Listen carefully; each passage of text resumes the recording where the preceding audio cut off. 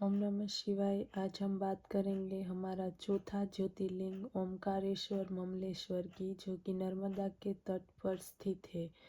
ओमकारेश्वर मंदिर पृथ्वी का एकमात्र ज्योतिर्लिंग है जहां हर रात शिव को सोने के लिए आते हैं महादेव। ओमकारेश्वर ज्योतिर्लिंग मध्य प्रदेश के खंडवा जिले में ओम के आकार में बने द्वीप पर स्थित ओमकारेश्वर मंदिर का क्या धार्मिक महत्व है और महाशिवरात्रि पर यहाँ पर पूजा करने पर क्या फल मिलता है, जानने के लिए जरूर ये सुने। ओमकारेश्वर ज्योतिर्लिंग भगवान शिव से जुड़े द्वादश ज्योतिर्लिंग में मध्य प्रदेश स्थित ओमकारेश्वर का चौथा स्थान है। यहाँ पर भगवान शिव नर्मदा के किनारे ओम के आकार वाली पहाड़ी पर विराजमान है। हिंदू धर्म के ओमकारेश्वर ज्योतिर्लिंग को लेकर कई मान्यताएं हैं, जिसमें सबसे बड़ी मान्यता ये है कि भगवान भोलेनाथ तीनों लोक का भ्रमण करके प्रतिदिन इसी मंदिर में रात को सोने के लिए आते हैं। महादेव के इस चमत्कारी और रहस्यमय ज्योतिर्लिंग को लेकर यह भी मान्यता है कि इस पावन तीर्थ पर जल चढ़ाए बगैर व्यक्ति की सारी तीर्थ यात्राएं अधूरी मानी जाती है। आइए महाशिवरात्रि के पावन अवसर पर महादेव के इस दिव्य ज्योतिर्लिंग की पूजा का धार्मिक महत्व और लाभ के बारे में विस्तार से जानें। 33 करोड़ देवताओं संग विराजते हैं भगवान शिव। ओमकारेश्वर ज्योतिर्लिंग मध्य प्रदेश के इंदौर शहर से लगभग 78 किलोमीटर की दूरी पर नर्मदा के किनारे स्थित है। यह एकमात्र मंदिर है जो नर्मदा के उत्तर में स्थित है।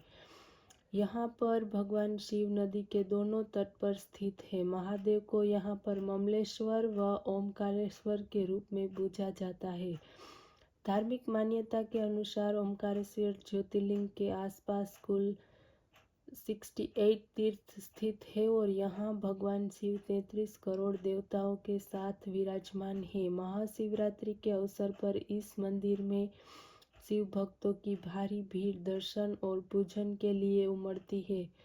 इसी को ध्यान रखते हुए इस साल महाशिवरात्रि के अवसर पर भगवान शिव का यह ज्योतिर्लिंग 24 घंटे दर्शन के लिए खुला रहेगा। ओमकारेश्वर के बारे में मान्यता है कि यहाँ पर दर्शन एवं पूजन करने पर व्यक्ति के सारे पाप दूर हो जाते हैं। महादेव के मंदिर का बड़ा रहस्य। उज्जैन स्थित महाकालेश्वर ज्योतिर्लिंग की भस्म आरती की तरह ही ओमकारेश्वर की शयन आरती विश्व प्रसिद्ध है। हालांकि ओमकारेश्वर ज्योतिर्लिंग मंदिर में भगवान शिव की सुबह, मध्य और शाम को 3 प्रहर को आरती होती है। मान्यता है कि रात्रि के समय भगवान शिव यहाँ पर प्रतिदिन सोने के लिए आते हैं। मान्यता यह भी है कि इस मंदिर में महादेव माता पार्वती के साथ चौरस खेलते हैं। यही कारण है कि रात्रि के समय यहाँ पर चौपड़ बिछाई जाती है और आश्चर्यजनक तरीके से जिस मंदिर के भीतर रात के समय परिंदा भी पर नहीं मार पाता है, उसमें सुबह चौरस और उसके पास से कुछ इस तरह से बिखरे मिलते हैं जैसे रात्रि के समय उसी के किसी ने खेला होगा। मंदिर से जुड़ी धार्मिक कथा। ओमकारेश्वर ज्योतिर्लिंग से जुड़ी एक कथा आती है, जिससे अनुसार राजा मांधाता ने एक बार भगवान शिव की कठिन तपस्या की, जिससे प्रसन्न होकर महादेव ने उन्हें दर्शन देकर 2 वर मांगने को कहा। जिसके बाद मांधाता ने पहले वर में उन्हें उसी स्थान पर विराजमान होने को कहा और उसके बाद कहा कि आपके नाम के साथ मेरा नाम भी जुड़ जाए। मान्यता है कि तभी से भगवान शिव यहाँ पर विराजमान है और लोग इस क्षेत्र को मांधाता के नाम से भी जानते हैं और मांधाता राम जी के पूर्वज थे। जो भगवान श्री राम है उसके परदादा और उसके दादा थे वो, और उसने भी यही पर्वत पर तपस्या की थी। और ये भी कहानी है कि जब नारद जी विंध्याचल पर्वत को मिलने गए तो विंध्याचल को बहुत अपने पर गर्व हो रहा था और अभिमान हो रहा था। तो नारद जी ने सोचा कि इसकी ऐसी ही हालत रहेगी तो इसका बहुत बुरा होगा। तो उसने बोला कि विंध्याचल तुम इतनी बड़ाई मत करो, क्योंकि तुमसे बड़ा और अच्छा तो सुमेरु पर्वत है, जिसने इतनी भगवान शिव की तपस्या की, और तुमसे बड़ा वो है। तो विंध्याचल को लगा कि नहीं, मेरे से बड़ा वो सुमेरु पर्वत नहीं हो सकता। तो उसने नारद जी को बोला कि अगर मुझे सुमेरु पर्वत से भी अच्छा बनना हो तो मैं क्या करूं। तो नारद जी ने बताया कि तुम मांधाता पर्वत है, उसके पास जाकर शिव की तपस्या करो, और वहाँ जब शिव आपके पास प्रसन्न होंगे तो आप सुमेरु पर्वत जैसा गर्व प्राप्त करोगे। तो सुमेरु पर्वत ने वहाँ जाकर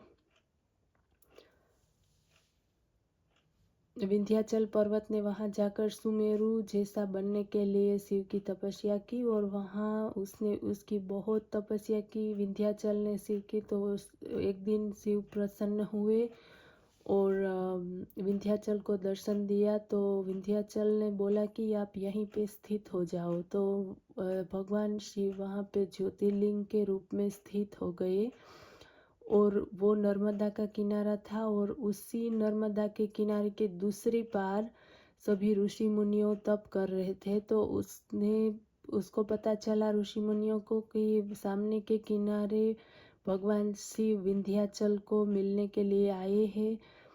तो उसने भगवान शिव को बोला कि हमने आपकी इतनी तपस्या की और हम इस नदी को पार कर कर आपको मिलने वहाँ नहीं आ सकते, तो आप हमारे पास यहाँ हमको मिलने के लिए भी आओ। तो जब भगवान शिव ऋषि मुनियों की तपस्या से प्रसन्न होकर नदी के दूसरे पार भी ज्योतिर्लिंग के रूप में ऋषि मुनियों को मिलने गए, इसीलिए इस क्षेत्र में 2 ज्योतिर्लिंग मिलकर एक ज्योतिर्लिंग होता है, 2 शिवलिंग मिलकर एक ज्योतिर्लिंग होता है, जो कि ओमकारेश्वर और ममलेश्वर है। वो हमारा 12 ज्योतिर्लिंग में से चौथा ज्योतिर्लिंग है। और ये विंध्याचल की भी तपस्थली है, और मांधाता की भी तपस्थली है, और नदी के दूसरे किनारे ऋषि मुनियों जो तप कर रहे थे उसकी भी तपस्थली है। तो ओमकारेश्वर और ममलेश्वर दोनों लिंग मिलकर एक ज्योतिर्लिंग बनता है, जो कि ओमकार ममलेश्वर है। ओम नमः शिवाय।